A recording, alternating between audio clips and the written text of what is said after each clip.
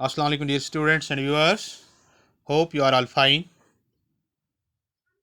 So far, in the measures of central tendency, we discussed arithmetic mean and we also discussed how it is calculated for different types of series. आप जानते हैं कि जो arithmetic mean होता है दो तरह का होता है. We have simple arithmetic mean and the weighted arithmetic mean. चलिए आज हम वेटेड अर्थमेटिक मीन की तरफ आते हैं. देखिए, जहाँ तक प्रीवियस डिस्कशन इसका ताल्लुक है वहाँ आप जान गए कि जो सिंपल अर्थमेटिक मीन है उसमें जो सीरीज़ के आइटम्स होते हैं हम सब आइटम्स को ऑल आइटम्स को इक्वल इम्पॉर्टेंस देते हैं. That is all items of a series are taken as of equal importance, but sometimes we may give greater significance to some items and less to others.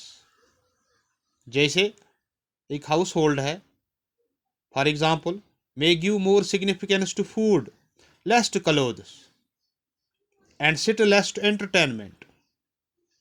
When different items of a series are weighted according to their relative importance, the average of such series is called weighted arithmetic mean. आप समझ रहे हैं? A weighted arithmetic mean is thus the mean of weighted items. It's mean of weighted items. तो calculation के लिए कुछ steps important है. पहली बात जो है, इस सीरीज में डिफरेंट आइटम्स होते हैं, उनको वेट दिया जाता है. That is different items are weighted according to their importance. और उस वेट्स को हम W से रिप्रेजेंट करते हैं. फिर जो हमारे पास आइटम्स होते हैं, जैसे मार्क्स हों फॉर एग्जांपल X, इनको हम मल्टीप्लाई करते हैं वेट से. That's we get XW. फिर इस XW को हम डिवाइड करते हैं by sum of weights, that is summation of W.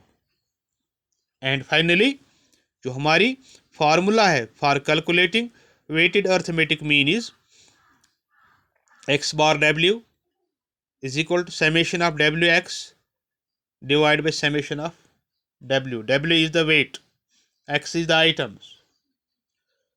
To have a better understanding, let's take an illustration. हमारे पास एक सीरीज है, एक टेबल है जिसमें ये मार्क्स हैं in the form of X, right, of a group of students. जो wait है इनका, इट इज़ 2 for 81, 73 के लिए 3 है और 73 के लिए 7 है, राइट. जो हमारा टोटल वेट है इट्स 28. अब हमारा नेक्स्ट स्टेप क्या है? WX. X भी हमारे पास, W भी है. Now multiply it. 81 into 2 is 162, 76 3s are 228, 74 6s are 444. Now 58 into 7 is 406, 7 3s are 21, and 73 into 7 is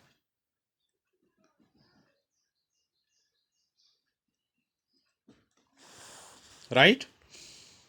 अब इसका समेशन लीजिए, टोटल कीजिए.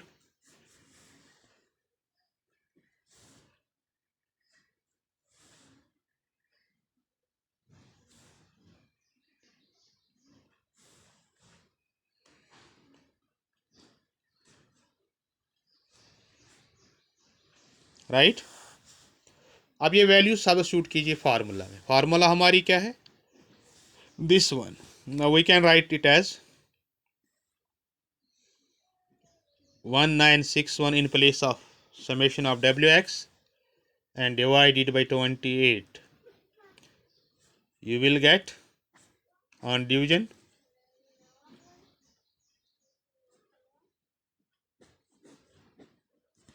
this is the weighted arithmetic mean. Weighted arithmetic mean or simply weighted mean for this type of series 70.04. Very simple है. आप अच्छी तरह देख लीजिए. I am focusing it for you.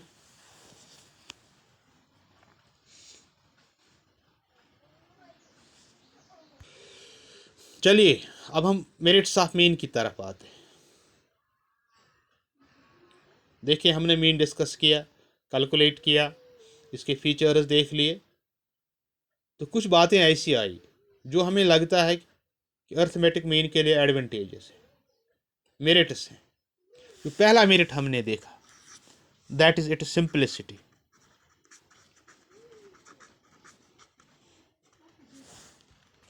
जो पहला मेरिट है इज सिंपलिसिटी।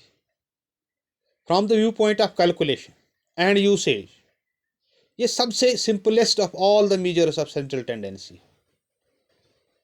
राइट। और दूसरी बड़ी खूबी इसकी सर्टेनिटी है, ये एक सर्टेन वैल्यू है, it has no scope for estimated values. एक और इंपॉर्टेंट मेरिट इसका है कि it's based on all the items in a series. When it's based on all the items, it's a representative value of the different items. Another merit of arithmetic in means it's capable of further algebraic treatment. इसलिए इसे exclusive हम use करते हैं इन statistical analysis में, ये ज़्यादा इस्तेमाल होता है। और इसे माना जाता है stable measure of central tendency because change in the sample of a series have minimum effect on the arithmetic average, and it also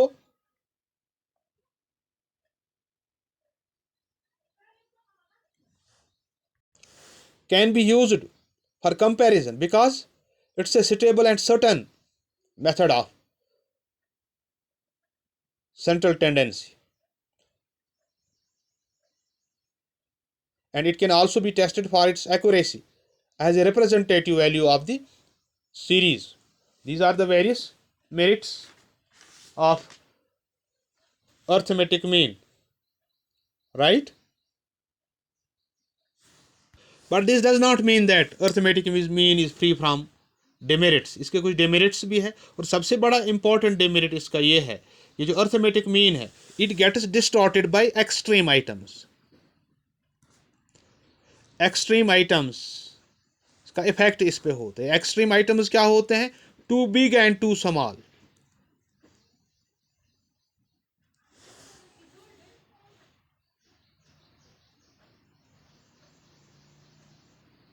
And the value of the arithmetic mean may not figure in the series at all,